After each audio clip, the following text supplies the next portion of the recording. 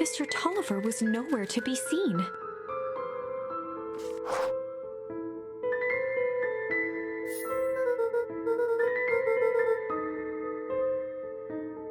Or maybe Gran knew everything. Luca's hungry stomach groaned. Not realizing it, he'd gone the entire day without eating.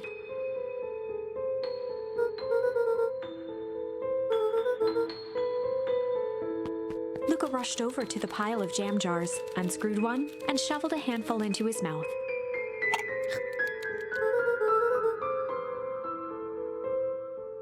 He flipped the lid to read the label.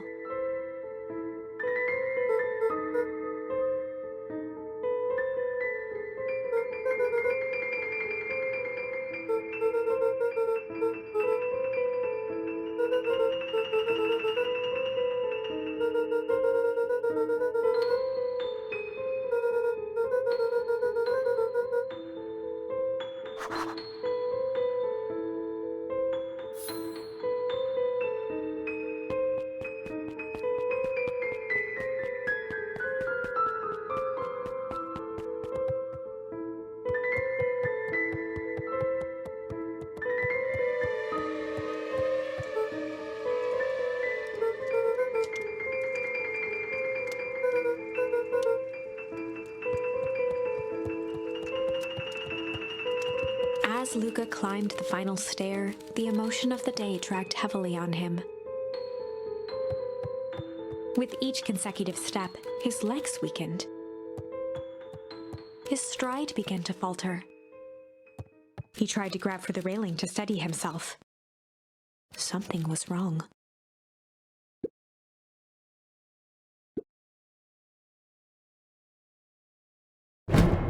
Luca groaned and tried to move. His limbs might as well have been bolted to the ground. Through numb lips, he mumbled just before falling asleep.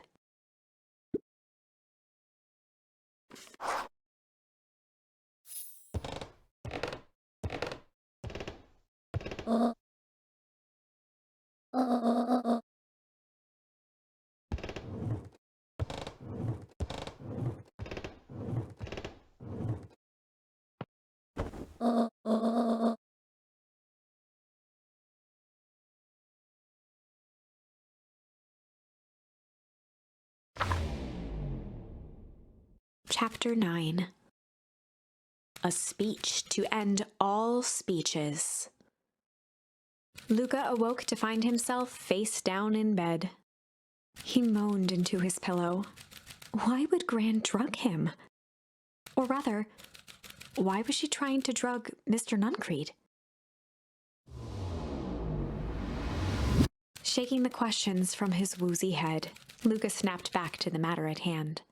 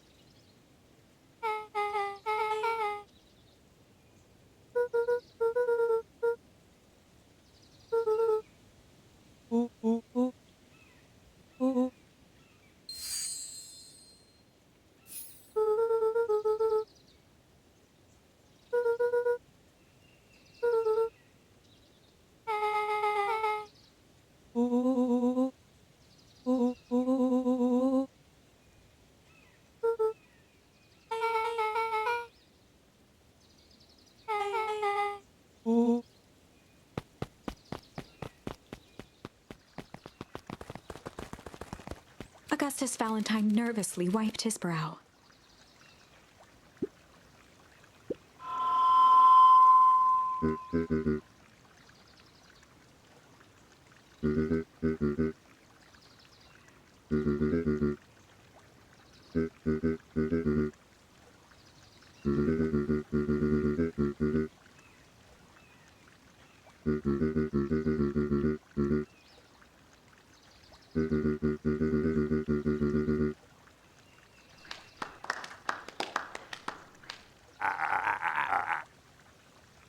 Gus cleared his throat and awkwardly loosened his tie. William Kerr bounded on the stage with the energy of a preacher at a big tent revival. He gave Gus a hearty slap on the back and motioned him off the stage.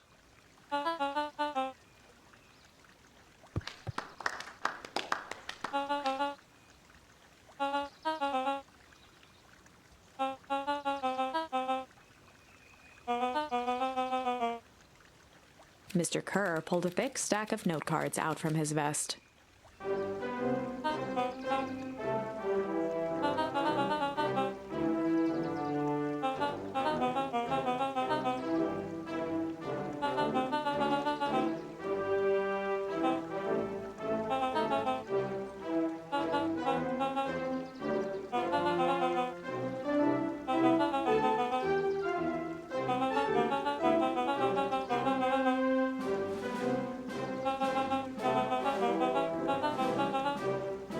Mr. Kerr took a moment to survey the crowd. He wiped away a single tear.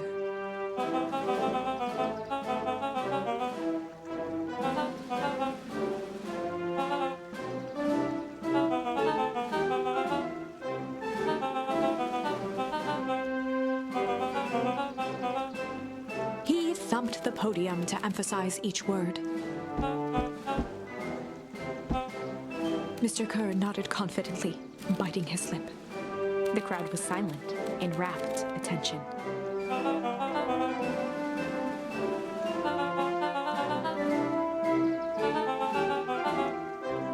Mr. Kerr methodically made eye contact with each section of the crowd.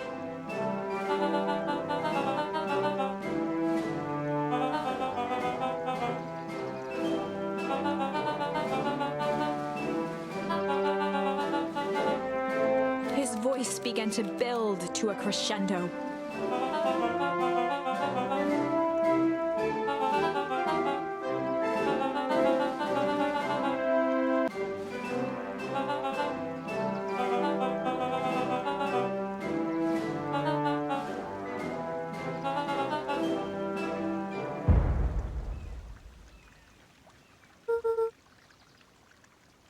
The crowd began to look around nervously.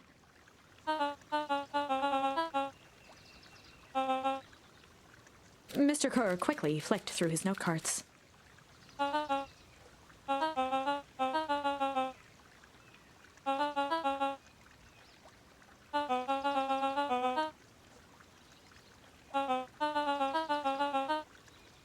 He raised his hands up to the heavens.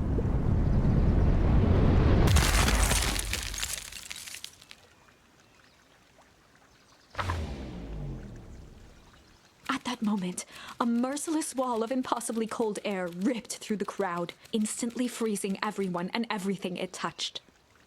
For a man like William Kerr, this was a fitting way for things to end. On a stage, with an entire town frozen in rapt attention for the rest of time. The end. There's that ice again! Whenever I think we're getting close, it comes along and ruins everything! Maybe we should just quit? Maybe you should just close the book, walk away, and never think of me again! No, I don't mean that. We got a little closer this time. We just need to try again. Please.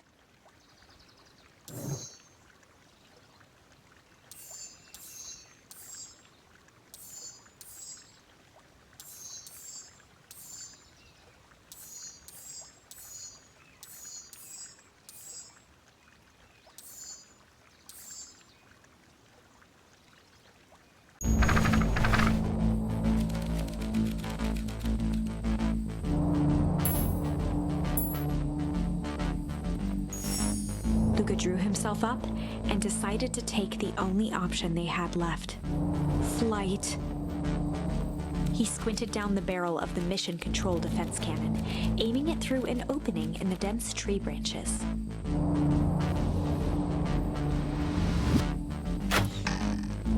He looked up with surprise as it struck true and taut.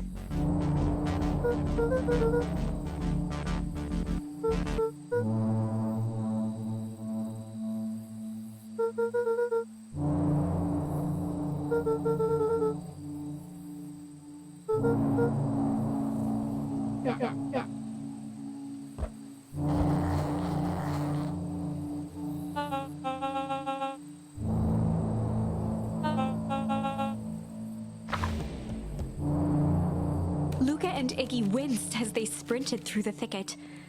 The branches clawed at them, reluctant to give passage. After what felt like a marathon, Luca stopped in his tracks as they reached the clearing. What the? That was all he was able to say before Iggy slammed into his back. The boys tumbled down a steep decline and crashed with a wheezing thud on a surface as hard as ice. In fact, it was ice. Chapter 5. Signs. They stood silently, catching their breath. The sky was like sapphire. With each breath, a plume of steam escaped from Luca's lungs. Let's keep moving. Luca pulled Iggy to his feet as they gazed across a snowy terrain.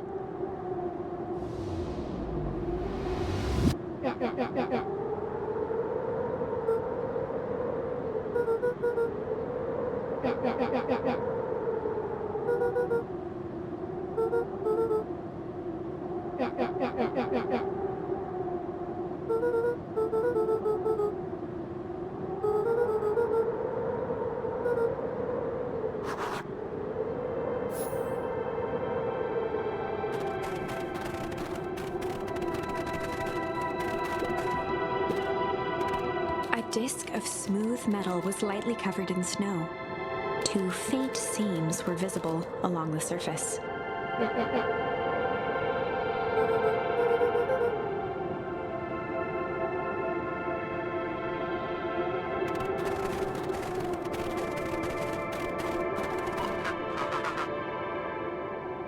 Luca had almost forgotten the walkie-talkie he was carrying.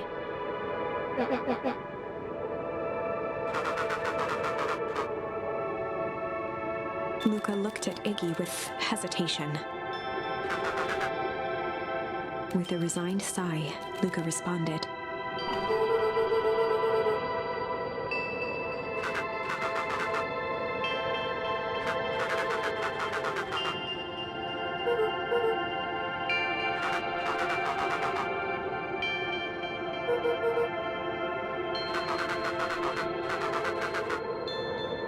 Luca winced, shoving the walkie-talkie back into his pocket.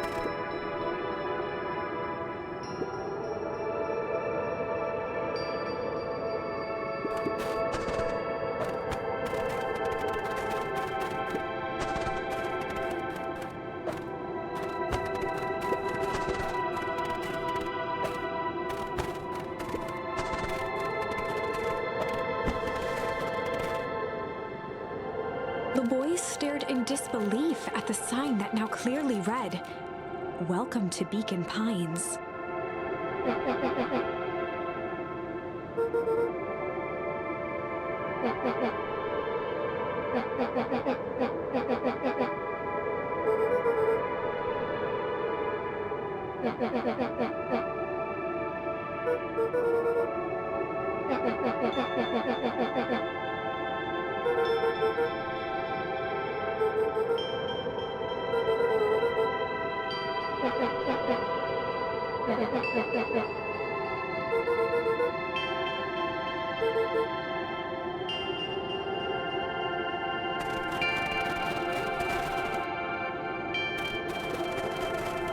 The fencing glistened, each chain link encapsulated with a translucent layer of ice.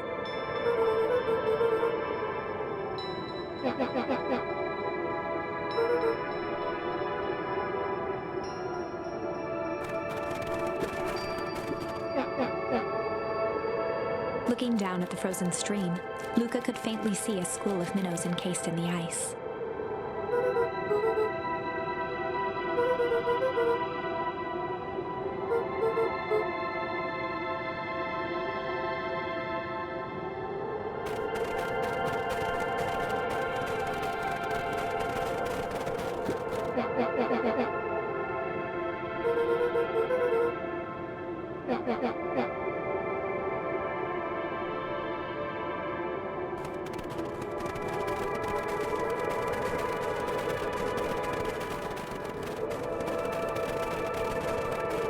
The crunching of footsteps trailing Luca went hush. He looked back to see Iggy's face twisted with confusion.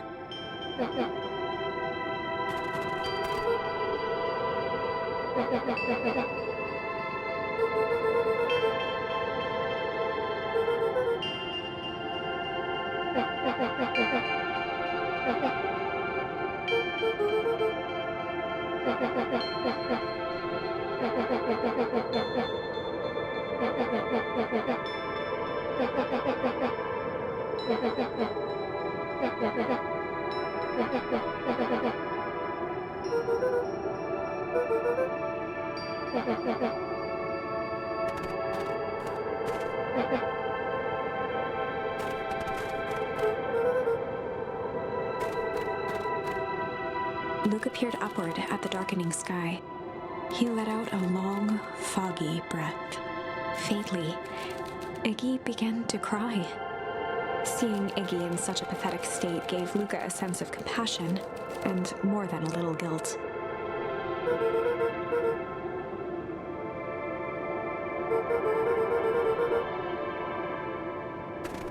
Luca allowed himself to collapse next to Iggy.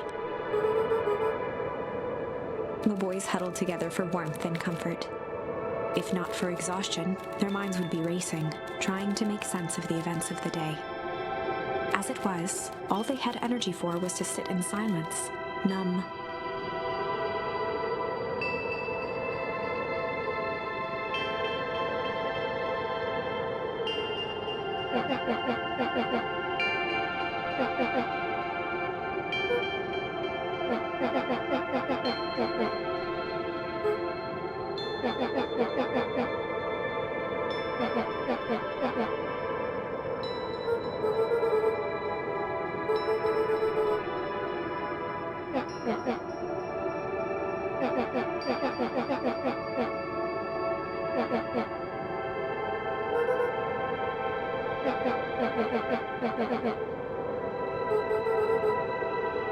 Iggy motioned sarcastically to his half-deformed face.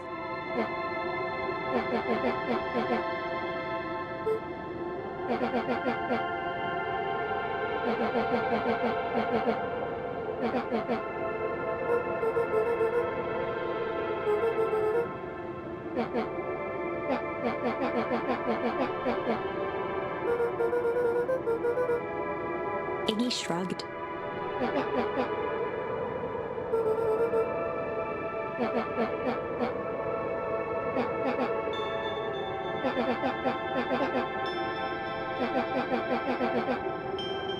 Iggy now wept openly.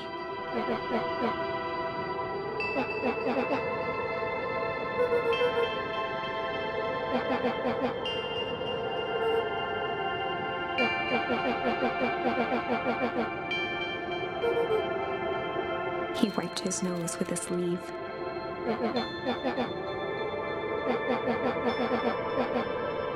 Luca gave a warm chuckle. Iggy cleared his throat as he wiped his eyes. Iggy arched into a wide yawn.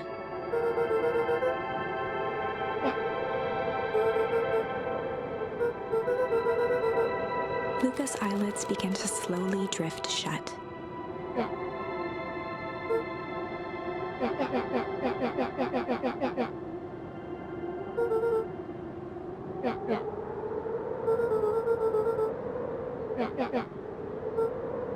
That's all Luca could whisper before succumbing to sleep. Iggy snuggled in some more.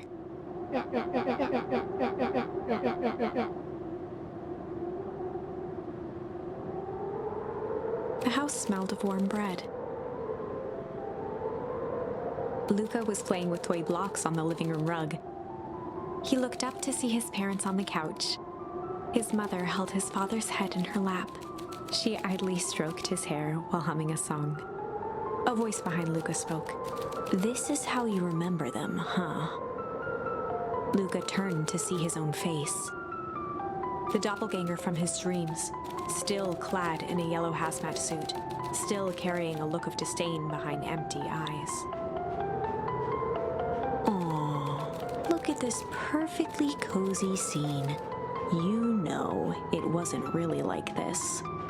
The figure picked up a toy block and inspected it. It's amazing the facades that one can build given the right materials. Not that I blame us. These are a child's memories, all warm and fuzzy. You don't remember, do you? Luca snatched the block from the figure's yellow-gloved hand. Remember what?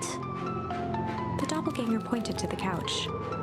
The last day we saw him alive. The day he chose to abandon us. Luca turned to look at his father, still lounging on the couch. That's not true. He didn't abandon us. The doppelganger waved his hand dismissively. Everything is true here. It's just a matter of what we choose to see. Let me show you. The world flickered and pulsed.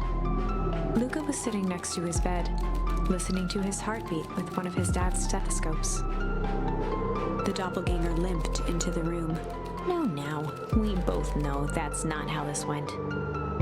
He grabbed Luca's hand and guided the stethoscope to the floor. Luca heard muffled shouting, brought close by the stethoscope. It was his parents, fighting. Do you remember what we did next? Luca gave a slow nod and crept down the hall to peek through the banister. He could see the outline of his mother at the bottom of the stairs. Damn it, Walt. We can't afford to get involved in this. She was scared. His father stepped forward. What am I supposed to do? Just watch? There's a sickness in this town, and we both know who's behind it. I swore an oath to help people. I won't turn my back on them. Luca's mother grabbed Walt. She was crying, pleading. I can't lose you. Walt calmly removed Eleanor's hand from his shoulder. What's right is right, and what's wrong is wrong. I could never live with myself if I let Sharper get away with this. Eleanor raised her voice. Spare me your bullshit platitudes. What about our son? Luca flinched, dropping the stethoscope down the stairs. Walt turned with a panicked smile. Luca, is that you, buddy? With tears in his eyes, Luca descended the stairs. Mom? Dad? What's going on? Walt dropped to a knee to meet Luca eye to eye. Nothing, Buckaroo. Your mom and I just got a little overexcited is all. Luca placed the stethoscope against his father's chest. His heart was racing. It sounded like you were going somewhere? Walt gently removed the device from Luca's ears. Listen to me, Luca. I have some business to take care of. I'll be back in time to tuck you in. Luca hugged his father tightly. Promise? Walt stood up and walked to the door. He glanced over his shoulder. I promise. With a wink and a grin, he put on his hat and strode out into the evening sun. A figure approached soundlessly from the foggy snowfall. It stood above them, lingering in contemplation. Slowly raising one hand above Iggy, it snapped out 2 brisk raps on his head. From a deep slumber, Iggy sprang up defensively. Whether it was the calming presence or the recognition that he was not in danger, Iggy felt his clenched fists lower. Luca looked up, gradually remembering his whereabouts. The figure exhaled a cloud of warm vapor.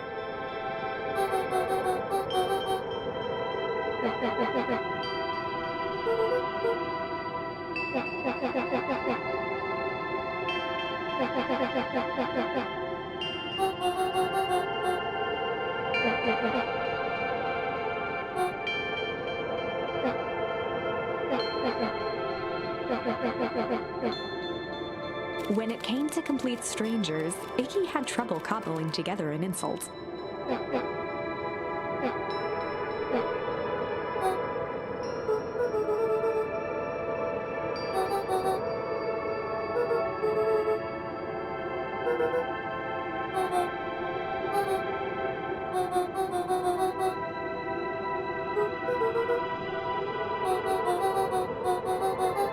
Iggy huffed with gratification.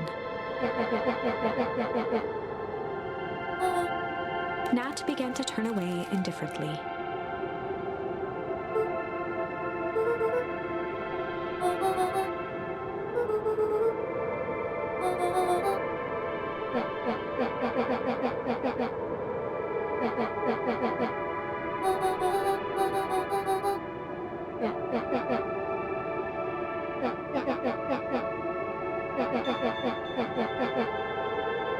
Iggy turned sharply and began to stomp off.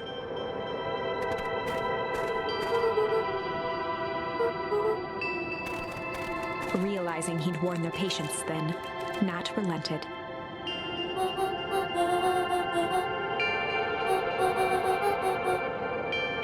Luca and Iggy turned around with hope in their eyes.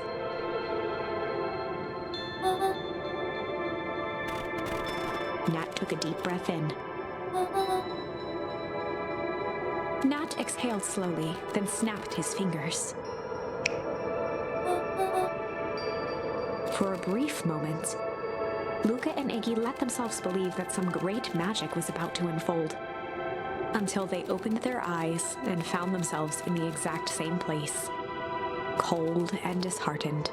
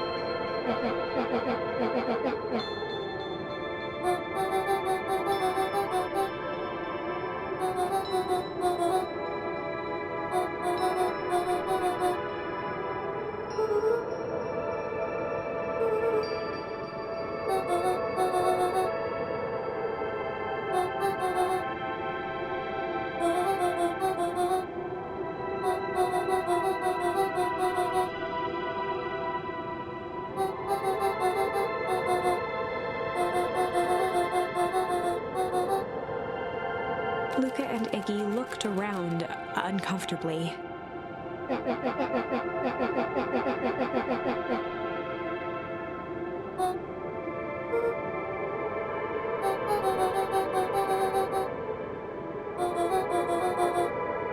Nat narrowed his eyes, furrowed his brow, and uttered,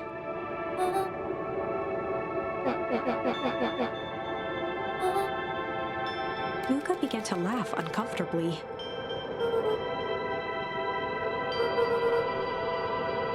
He looked down at his feet.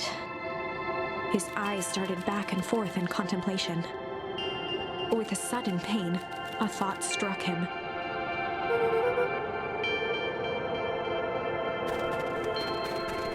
He sprinted off into the pale distance. As Iggy turned to follow, Nat called out,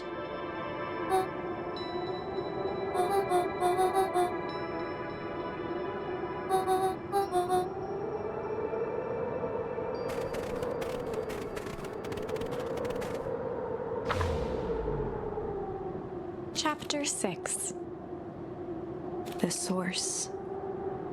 Nat expressed his sympathy with a shrug and sauntered off as unassumingly as he'd arrived. He'd given Luca and Iggy what they needed, and nothing more. As Luca sprinted across the snow, the events of the past few days became clearer, pieces to a larger puzzle. Rollo said he was underground somewhere, captured. Mr. Kerr tried to cover it up with lies. The clipboards were hell-bent on capturing Iggy. It all seemed to point to Perennial Harvest. But right now, there was one thing that Luca needed to know.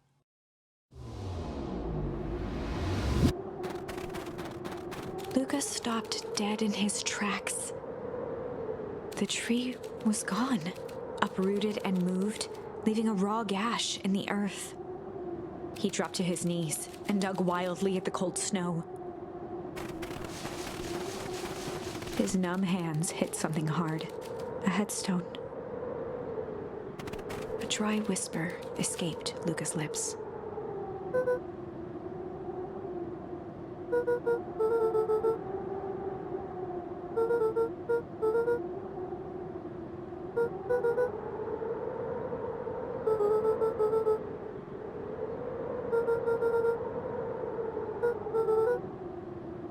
There was no reply, just snow-covered silence.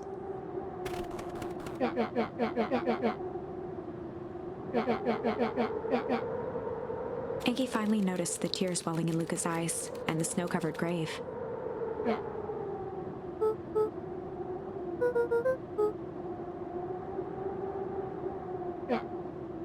Suddenly, they heard the crunch of approaching footsteps in the snow.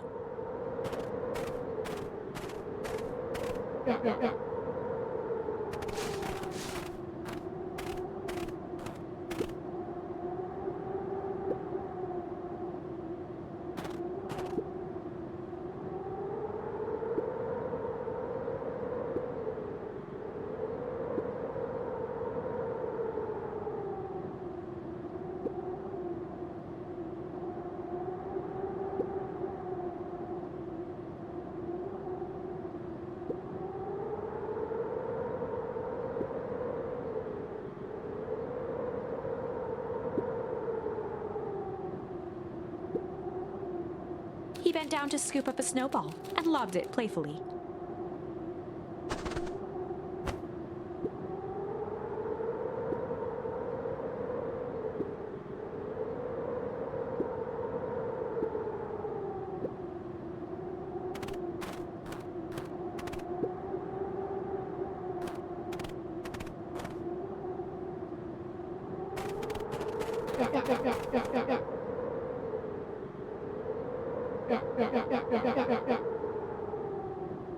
Luca stuttered through heaving sobs.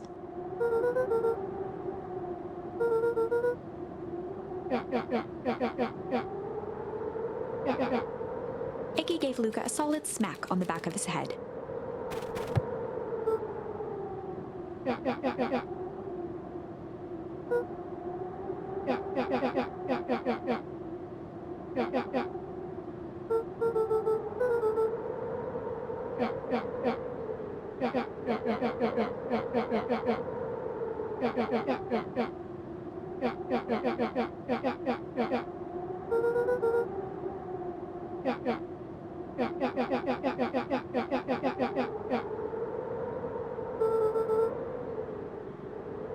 Luca wiped his eyes with a sleeve.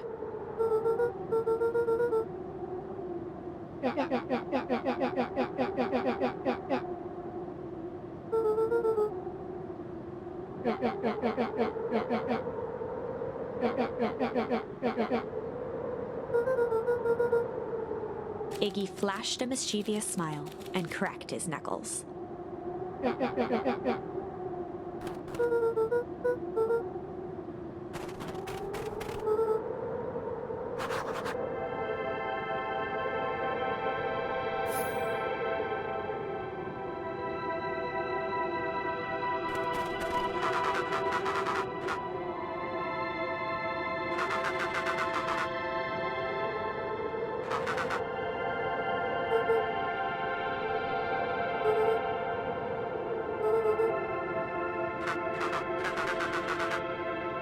Iggy and Luca shared a skeptical look.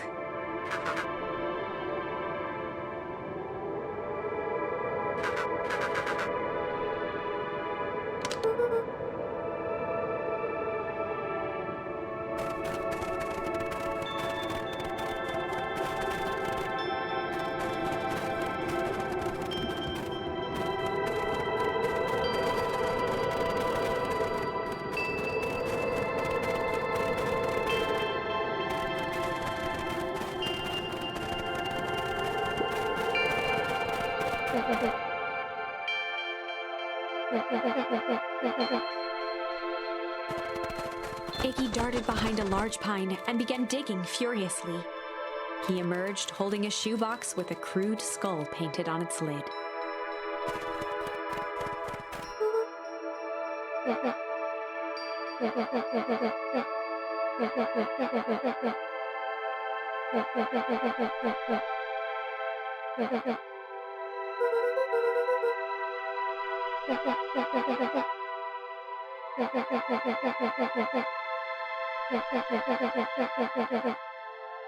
Luca rolled his eyes with realization. Iggy stifled a chuckle.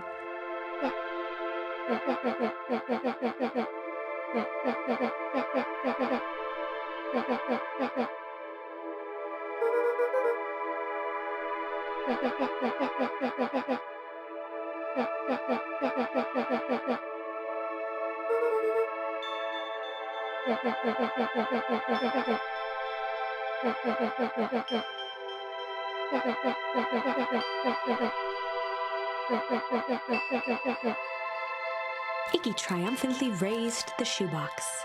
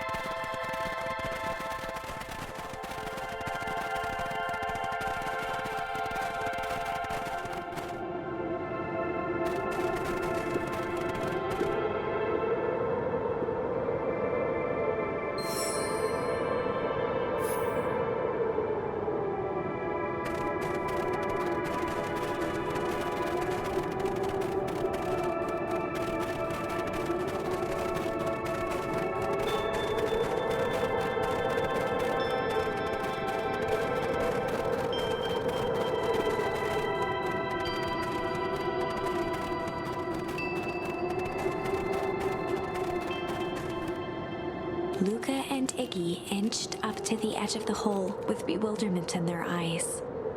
Arctic air breathed out of the cavern in heaving gusts.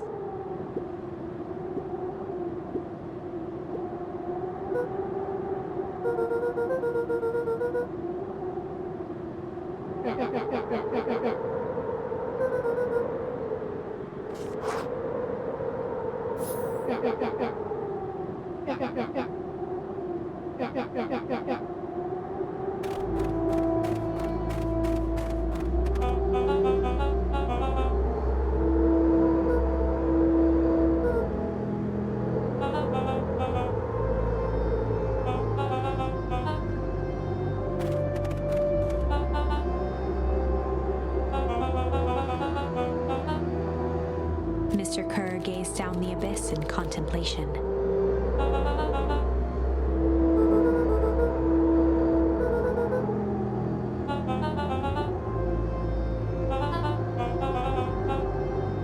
Kerr scratched the back of his head.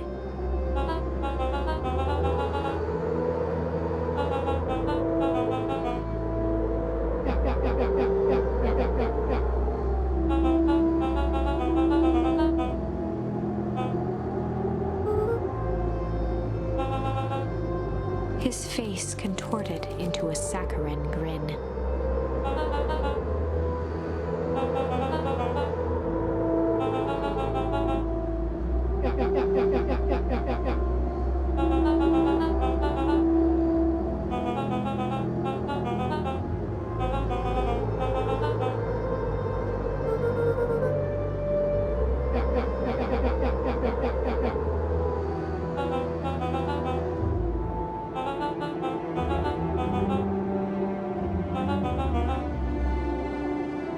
Kerr snapped his fingers.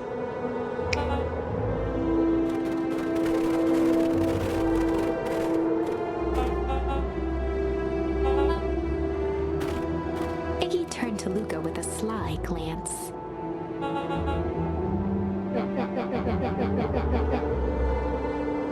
Iggy waved the box into the air, threatening to drop it down the hole.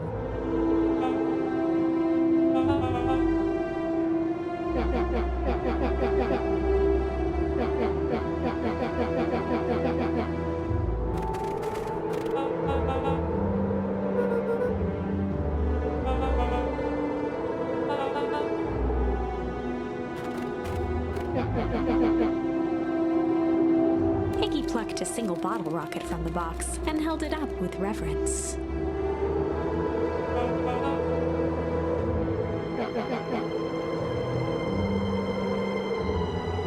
After a long pause, Mr. Kerr flung up his hand with frustration.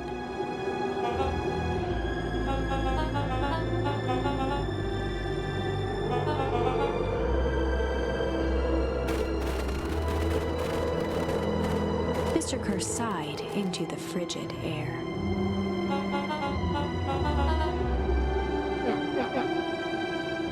With a nonchalant flick, Iggy tossed the firework into the hole.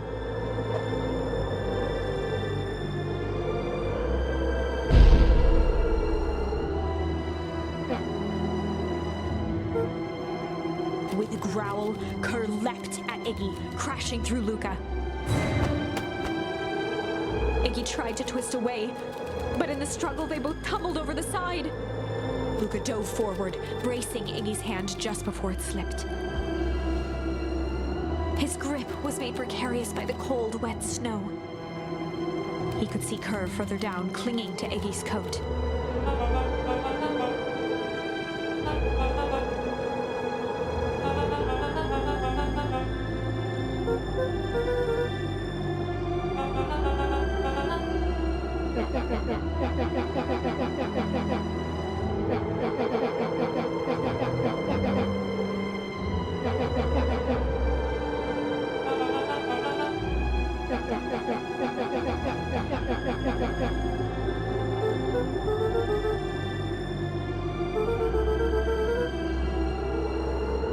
Mr. Kerr gasped with insult.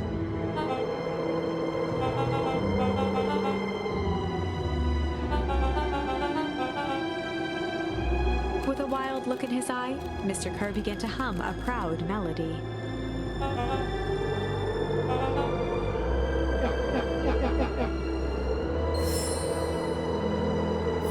Luca's hand began to cramp.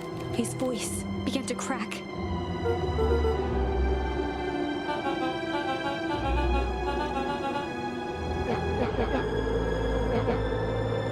Luca felt Iggy loosen his grasp.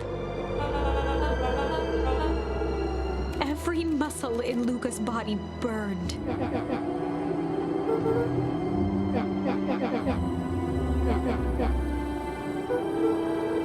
Luca felt his hand slipping.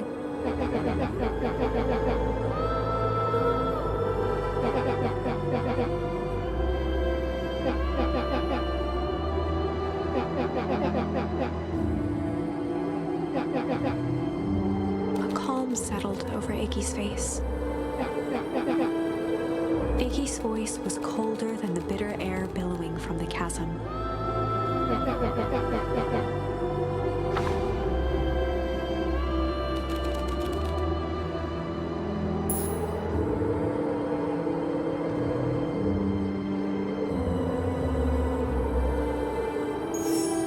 Luca had no choice but to refuse Iggy's request. He tightened his grip and reached for the walkie-talkie in his pocket.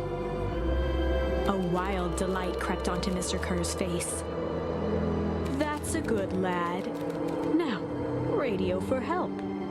Iggy begged Luca with his eyes one last time, but Luca pressed the button and called out. We need help. Mr. Kerr is in danger." It wasn't long before they were once again surrounded by clipboards. Mr. Kerr sighed with relieved frustration. "There you are. You really are a worthless lot, aren't you? Mirror, now." A clipboard dutifully produced an ornate ivory hand mirror, and Mr. Kerr began preening his tousled hair. "Ah, that's better. Mr. Van Horn, I applaud your sharp thinking under duress. I'll put in a good word for you with the founder. Take them away." A swarm of hands overpowered Luca.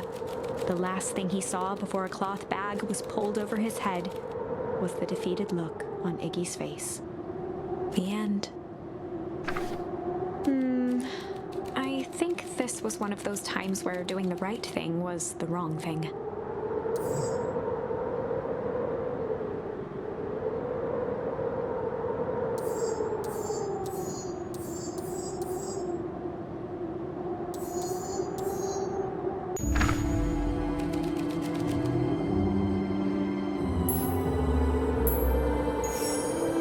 Had no choice but to accept Iggy's request. With a quiet blink, Luca watched a teardrop sail down into the howling void. As his fingers slowly gave up, he met eyes with Iggy.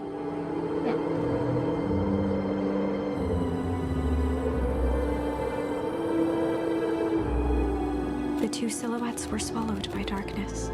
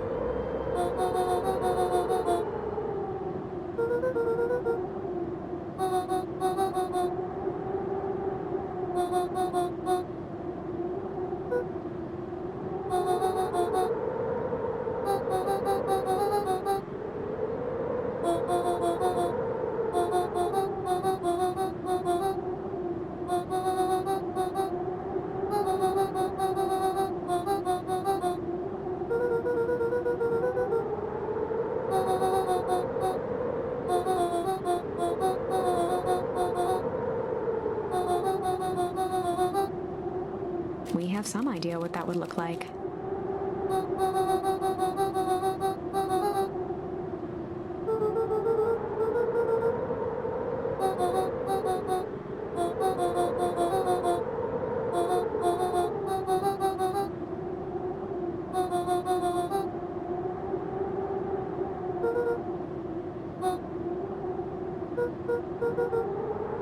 A fierce twinkle flashed in Nat's eyes.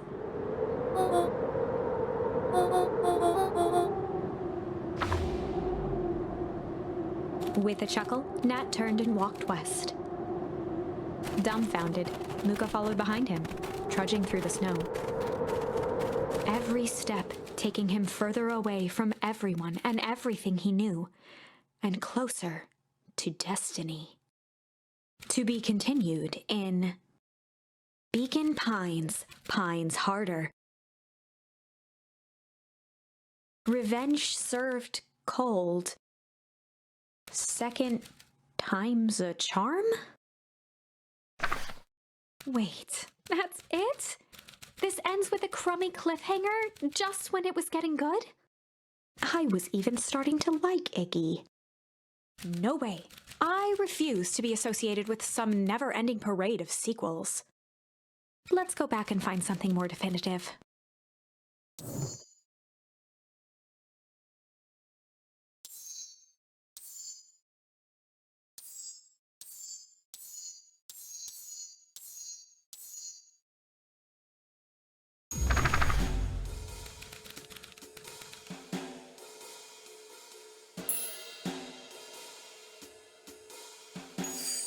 They'd run the classic good cop, chill cop interrogation.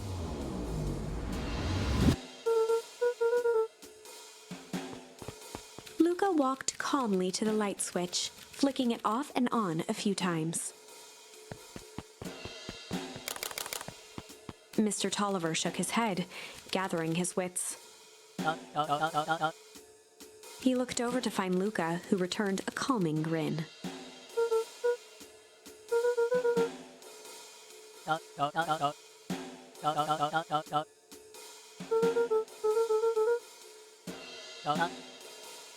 Rollo and Beck emerged from hiding to give a timid wave.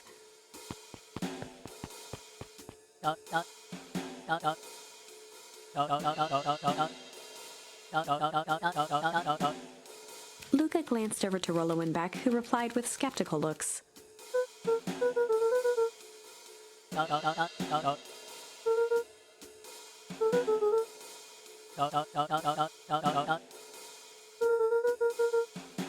Mr. Tolliver exhaled with disappointment.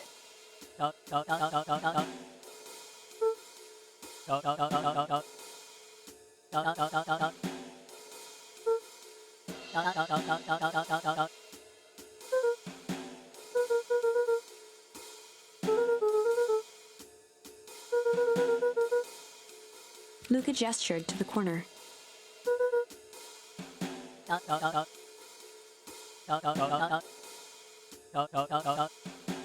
Luca looked again to Rollo and Beck.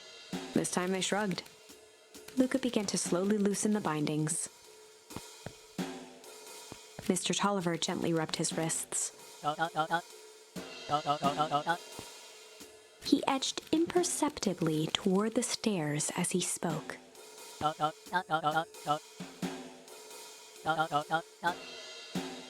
Before the kids had even noticed his movement, Mr. Tolliver was at the light switch.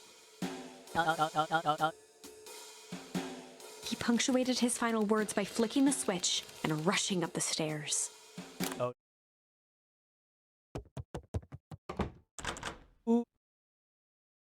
Beck darted to the wall and turned back on the lights. It was too late. Rollo confirmed what they all heard. Mr. Tolliver's muffled voice came from behind the door.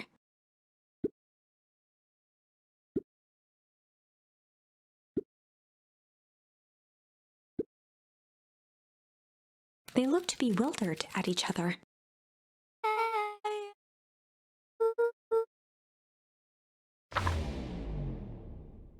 They heard the staccato thump of quick steps exiting the house. The kids looked down in resignation. This isn't how it goes in Hank Atomic. For some reason, they'd always assumed it was up to them to save their town. Luca opened his mouth, hoping to conjure some magical words to make this right. Only a hollow croak escaped. The end. Well, we certainly aren't going to find a grand resolution to our tale locked in a basement. Back to the drawing board.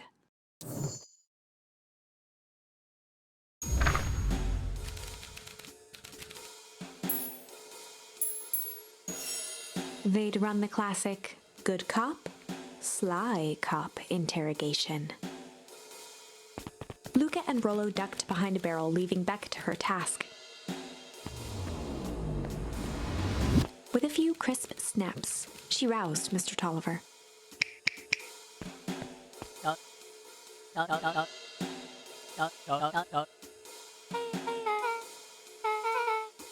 Mr. Tolliver looked down and shifted a bit, testing his restraints.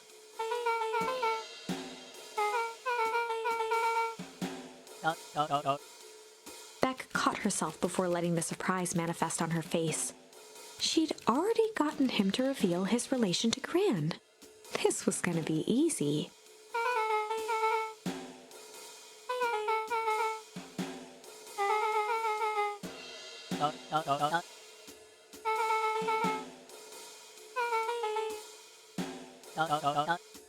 Mr. Tolliver wriggled a bit in his restraints. Beck quickly removed the ropes.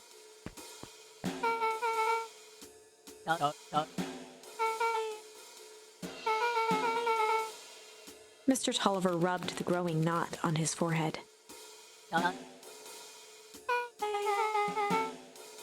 Beck twirled her hand, as if to prompt Mr. Tolliver to finish her thought. Beck shook her head and clicked her tongue. Mr. Tolliver let out an amused huff in agreement.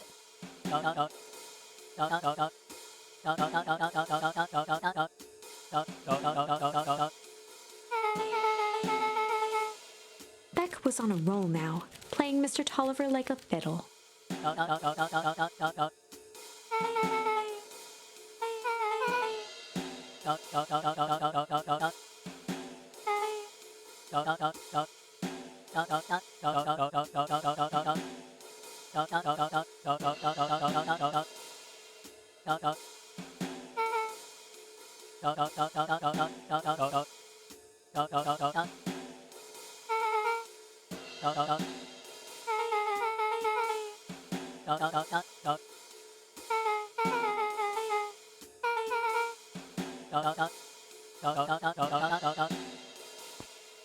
Heading for the stairs, Mr. Tolliver hesitated and turned to Beck with a puzzled look.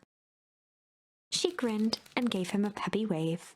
With a shrug, he continued up the stairs, whistling a jaunty tune.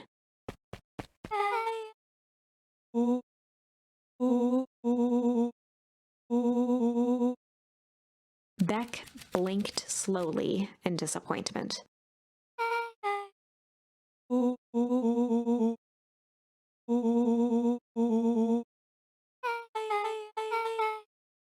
She turned to the table and began tearing small scraps of paper.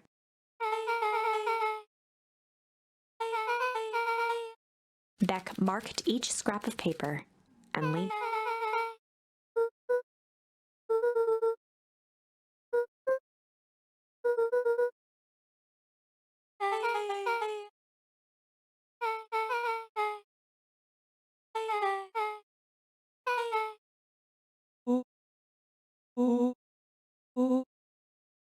Luca and Beck looked at Rollo with amazement.